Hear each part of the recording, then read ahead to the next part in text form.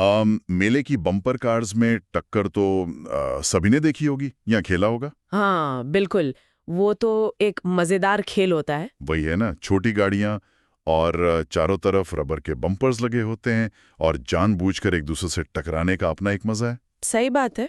सुरक्षित मैदान में होता है सब। लेकिन जरा सोचिए, अगर किसी को अचानक पता चले कि ये बम्पर कार्स छोटी गाड़ियां नहीं हैं, बल्कि 20 टन की भारी भरकम लोहे की बसें हैं। बाप रे, 20 टन की बसें और वो भी एक दूसरे से टकरा रही हैं। बिल्कुल, और ये किसी मेले के मैदान में नहीं, बल्कि बांग्लादेश की राजधानी ढाका के भारी ट्रैफिक वाली सड़कों पर दौड़ रही हैं। तो मतलब पूरी कहानी ही बदल जाती है ना। तब तो ये कोई खेल रहा ही नहीं। वही तो। आज की इस गहरी चर्चा में हम इसी पूरी कहानी का सच समझने की कोशिश करेंगे, खासकर ढाका के शीताबाद इलाके की जो बस व्यवस्था है, जिसे दुनिया का सबसे खतरनाक बस रेस कल्चर भी माना जाता है। हाँ, एंड्रू फ्रेजर की जो वीडियो डॉक्यूमेंट्री है उसमें ये बहुत डिटेल में दिखाया गया है। सही कहा। और हमारा मकसद सिर्फ इन बसों की रफ्तार को गिनना नहीं है इस चर्चा में। आज हम उस निर्मम आर्थिक सिस्टम, यानी उस रूथलेस इकोनॉमिक्स की तह तक जाएंगे जो इन मशीनों को ऐसे दौड़ने पर मजबूर कर रहा है। तो इस कहानी को समझने के लिए ना सबसे पहले उस जगह की कल्पना करनी होगी। उस डॉक्यूमेंट्री में जो ड्रोन फुटेज है शीताबाद का, वो किसी आम बस स्टेशन जैसा बिल्कुल नहीं दिखता। हाँ, वो तो किसी युद्ध के मैदान जैसा लगता है। बिल्कुल। वहाँ लगभग 20,000 बसें एक ही वक्त में मौजूद होती हैं। एक तरफ भारी अंडरपास का शोर चल रहा है और दूसरी तरफ आप देखेंगे कि मुर्गियां और बतखें बेफिक्री से वो उन्हीं बसों के बीच घूम रही हैं। मतलब अफरा तफरी का पूरा माहौल है। हाँ, और इनके ठीक बीच में ये विशाल मशीनें खड़ी हैं। इन बसों के देखकर सच में ऐसा लगता है जैसे ये किसी वॉर जोन से सीधे वापस आई हो। वो विजुअल सच में दिमाग में बैठ जाते हैं। एक बस तो मैं ऐसी दिखती है जिस पर कहीं भी पेंट का एक छोटा सा टुकड़ा तक नहीं बचा था। एक भी नहीं। हाँ, हर तरफ सिर्फ डेंट्स और खरोचें। ऐसा लगता है जैसे हॉलीवुड की वो मैड मैक्स फिल्म का कोई सेट हो।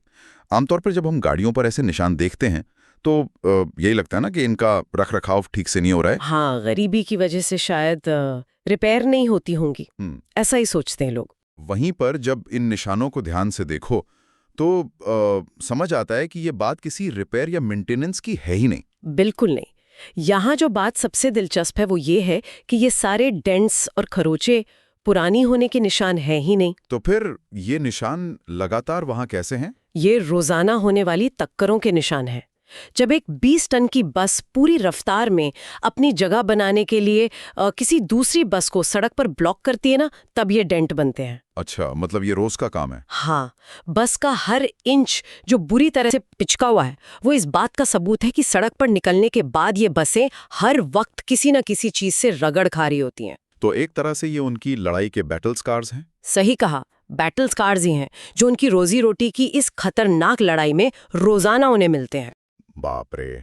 और बाहर का ढांचा देखने के बाद जब बस के अंदर का नजारा देखते हैं तो स्थिति और भी ज्यादा परेशान करने वाली लगती है। अंदर का नजारा तो सच में डरावना है ना?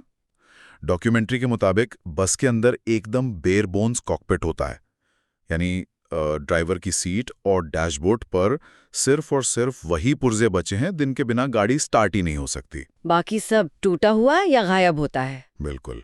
और फर्श की हालत देखिए आपने।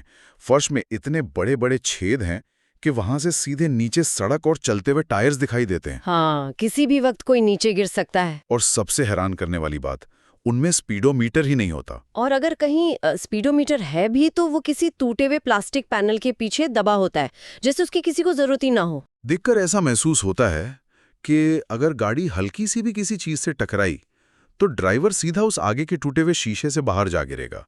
कोई सुरक्षा नहीं है। देखिए, स्पीडोमीटर की जरूरत तो तब पड़ती है ना जब किसी तयशुदा रफ्तार की सीमा यानी स्पीड लिमिट के अंदर गाड़ी चलानी हो। हाँ, जब सेफ रहना हो। बिल्कुल, जब एक सेफ लिमिट मेंटेन करनी हो। लेकिन इस निर्मम व्यवस्था में रफ्तार नापने का पैमाना ये है ही नहीं कि गाड़ी कितने किलोमीटर प्रति घंटा से चल रही है। तो फिर क्या देखते हैं वो लोग? यहाँ पैमाना सिर्फ एक है, क्या वो गाड़ी दूसरी बस से आगे है या नहीं। यहाँ सिर्फ रिलेटिव स्पीड मायने रखती है, एब्सोल्यूट स्पीड का वहां कोई मतलब ही नहीं है। चलिए इसको थोड़ा विस्तार से समझते हैं। जब ऐसी ढांचा मात्र गाड़ियां जिसमें न सुरक्षा का कोई इंतजाम है और न स्पीड नापने का कोई तरीका, ऐसी गाड़ियां सड़क पर उतरती हैं तो सबसे बड़ा सवाल उन लोगों पर उठता है जो इन्हें चलाते हैं। हाँ, बस क्रू की जिंदगी अपने आप में एक अलग ही दुनिया है। वही तो मैं बता रहा था कि इन बसों को सिर्फ एक ड्राइवर नहीं चलाता, बल्कि 3 लोगों की एक टीम चलाती है। एक ड्राइवर होता है, एक हसलर कहते हैं जिसे। हाँ, जो दरवाजे पर लटकता है। बिल्कुल, जो चलते सफर में दरवाजे पर बाहर लटक कर सवारियों को आवाज लगाता है और अंदर खींचता है। और एक तीसरा शख्स होता है जो टिकट के पैसे इकट्ठा करता है। और ये तीनों सिर्फ एक साथ काम करने वाले सहकर्मी नहीं हैं। हाँ, वो एक परिवार जैसे बन जाते हैं ना। हाँ, इनका पूरा दिन और अक्सर पूरी रात इसी एक जगह पर गुजरती है। ये बस ही उनका आशियाना बन जाती है एक तरह से। बस में ही रहना और सोना। बिल्कुल, वो इन्हीं हार्ड और टूटी हुई सीटों पर सोते हैं, वहीं अपना खाना खाते हैं और एक तरह से वहीं जीते हैं। एक ऐसी यूनिट बन चुके हैं जिन्हें हर पल एक दूसरे पर निर्भर रहना पड़ता है। लगातार ऐसे दबाव में रहने से वो भाइयों की तरह जुड़ जाते होंगे। सही कहा, और उस दबाव की शुरुआत बहुत छोटी उम्र से हो जाती है। यहाँ आकर मुद्दा सच में बहुत रोचक हो जाता है। ये सब देखकर पहली नजर में कोई भी यही सोचेगा कि शायद ये लोग खतरे के शौकीन हैं, यानी एड्रेनलिन जंकीज हैं। किसी को भी ऐसा ही लगेगा पहली बार में। क्योंकि ऐसी तबाही और तेज रफ्तार में चलाना, रोजाना अपनी जान दांव पर लगाना, ये किसी आम शौक का हिस्सा तो हो नहीं सकता। पर ये एड्रेनलिन वाला लॉजिक ना एक बहुत ही सरफेस लेवल अजम्पशन है। असलियत में इसके पीछे इस निर्मम सिस्टम का सबसे पहला मुख्य कारण, जिसे हम फर्स्ट लीवर कह सकते हैं, वो काम कर रहा है। और वो पहला कारण क्या है? इन ड्राइवर्स और इनकी क्रू को आम नौकरियों की तरह कोई फिक्स तनख्वाह नहीं मिलती। उनका बेस पे पूरी तरह जीरो होता है। Wait, zero? यानी महीने की कोई पक्की आमदनी नहीं? 1 रुपया नहीं। इनकी पूरी की पूरी कमाई कमीशन पर आधारित होती है। बस का जो मालिक है वो इन्हें गाड़ी की चाबी देता है और सीधा सौदा करता है कि पहले दिन भर के फ्यूल का खर्चा निकालो, फिर मालिक का तयशुदा हिस्सा निकालो, और उसके बाद जो बचा वो इन तीनों लोगों का। इसका तो सीधा सा मतलब यह है कि अगर किसी दिन बस में सवारियां नहीं आईं तो इनकी कमाई कम नहीं होती बल्कि शून्य होती है। जीरो। एग्जैक्टली। जीरो। और पैसे ना मिलने का मतलब सिर्फ ये नहीं कि उनकी सेविंग्स कम हो रही हैं, इसका मतलब है कि उस रात उनके परिवार के लिए खाना नहीं खरीदा जाएगा। पीछे गांव में जो किराया या पैसे भेजने थे वो नहीं जाएंगे। वही तो, ये शौक नहीं, जिंदा रहने की लड़ाई है, सर्वाइवल का खेल। तो ये लोग इस रफ्तार से इसलिए नहीं दौड़ रहे क्योंकि इन्हें खतरों के खिलाड़ी बनने का शौक है। ये एक जीरो सम गेम है जहां आगे खड़ी हुई सवारी पर ही इनकी पूरी जिंदगी टिकी है। इसी दबाव के कारण जब ये क्रू दूसरी बस को आगे निकलते हुए देखता है ना, तो उन्हें अपना मुकाबला करते हुए कोई राइवल ड्राइवर नहीं दिखता। उन्हें दिखता है एक ऐसा इंसान जो लिटरल तौर पर उनके बच्चों के मुंह से निवाला छीन रहा है। बाप रे, ये तो बहुत भयानक आर्थिक मजबूरी है। हाँ, जब सर्वाइवल सिर्फ सवारियों की गिनती पर निर्भर करे तो वहां दुश्मनी और तबाही का जन्म लेना तय है। पर पता है, ये तो सिर्फ पहला लीवर था। दूसरा लीवर भी है। असली केओस तो मेरा मतलब पूरी अफरा तफरी तब मचाती होगी जब बस कंपनियां इस मजबूरी का फायदा उठाती हैं ना। बिल्कुल। किसी भी आम और सुव्यवस्थित शहर में आप देखेंगे कि बसों का एक स्ट्रिक्ट टाइम टेबल होता है। हाँ, हर बस के बीच कुछ मिनट्स का गैप रखा जाता है ताकि सड़क पर भीड़ ना हो और सबको बराबर सवारियां मिल सके। लेकिन सीटाबाद में क्या होता है, बस कंपनियां अपने मुनाफे के लिए एक ही रास्ते पर एक ही वक्त में 2 या 3 बसें एक साथ छोड़ देती हैं। एक साथ, बिना किसी गैप के? हाँ, क्योंकि कंपनियां जानती हैं कि ड्राइवर का बेस पे जीरो है, तो वो हर एक सवारी के लिए मर मिटने को तैयार होगा। उन्हें इन ड्राइवर्स या पब्लिक की सुरक्षा से कोई मतलब नहीं है, उन्हें बस अपने पैसे चाहिए।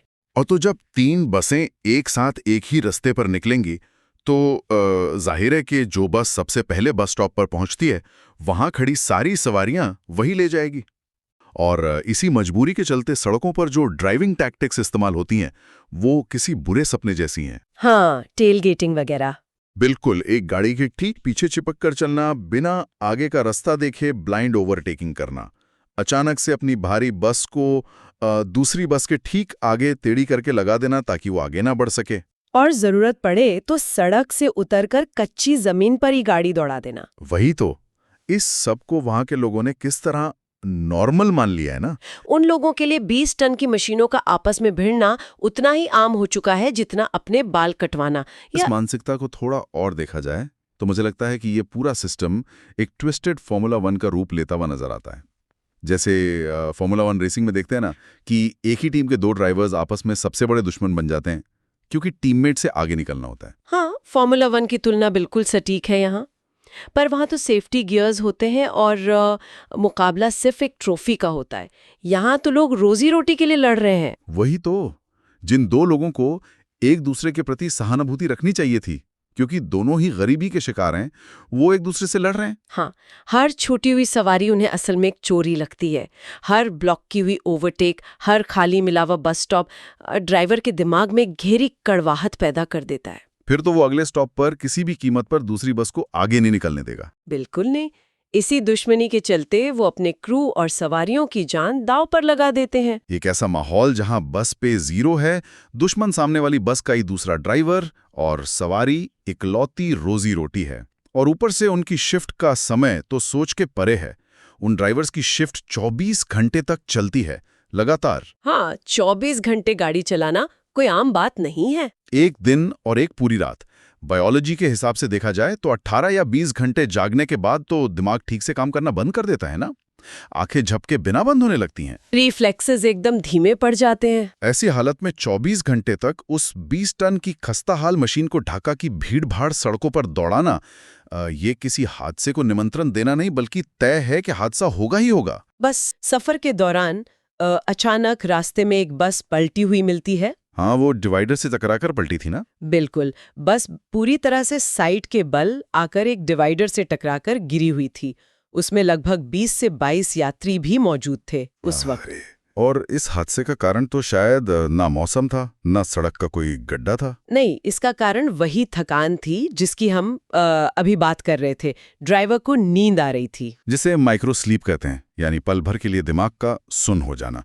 एक यात्री ने इस घटना के बारे में बताया था ना। हाँ, हादसे के वक्त लगभग शाम के 5:30 बज रहे थे और यात्रियों को पहले ही अंदाजा हो गया था कि ड्राइवर की हालत ठीक नहीं है, वो नींद में है। और उन्होंने शायद चेतावनी भी दी थी उसे। हाँ, हादसे से सिर्फ 5 मिनट पहले सवारियों ने ड्राइवर को 2 बार टोका था कि ठीक से गाड़ी चलाओ, पर उस इंसान का दिमाग शायद किसी और ही दुनिया में था, थकान के मारे। और फिर कुछ मिनट बाद ही बिना ब्रेक लगाए बस उस डिवाइडर से टकरा गई।